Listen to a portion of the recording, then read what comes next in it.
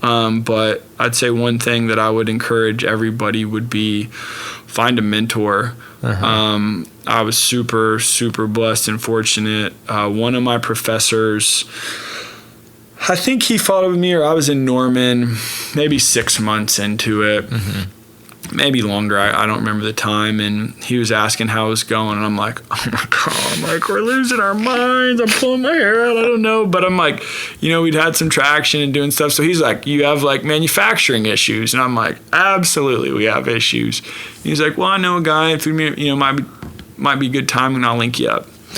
So he links me up and, sets up an email with this guy. So he said he would meet. So I go out and meet, and show up to this place, and I go in, and I know nothing about who I'm meeting or anything. I show up, and this old guy kind of comes out, and he's probably 75 years old, and I'm like, oh, okay, sweet, which like I love. And we sit down, and it's kind of like you and me, proximity, and we're talking, and I'd never been in a conversation that I felt someone was so dialed in and so came. It hadn't met me for 10 minutes. Yeah. And I've talked to some people at this point, right? And they give advice and they listen. And it's awesome, and you appreciate it. And if you can take one thing out of it or give one thing to them, it's really great, right? Yeah. And he's like taking notes, which to me is always an action of like, wow, like I'm important, or what I'm saying is important to you, and you may be an action taker. Yeah. And then it was like in mid thing, he bends down and he picks up the yellow pages, which I thought was hilarious. I'm like, who does the yellow pages? And he's like flipping through, and then he turns around and he's like, then he had to call someone. He's like, how do I get these new phones to work? And he calls this guy, and he's like, yeah, hey, so-and-so. He's like, this is Dave McLaughlin, like advanced, whatever. And he's like, I thought you were dead. And he was like, I thought you were dead. And they're both like, ha, ha, ha, ha, ha. And I'm like, oh my gosh, what am I sitting on?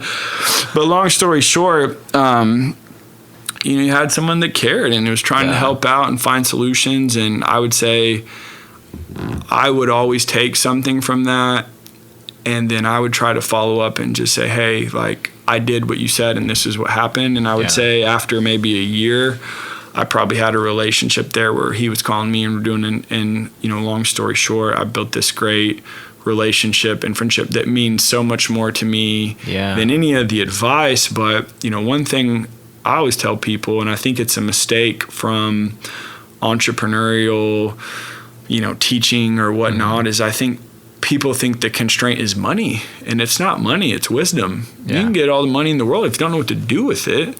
And so for me, and being a relationship guy, I'm like, you gravitate to people that are wise and caring and kind, and they've been professionally successful, but in my mind, more importantly, it was not at the expense of being personally distraught and broke.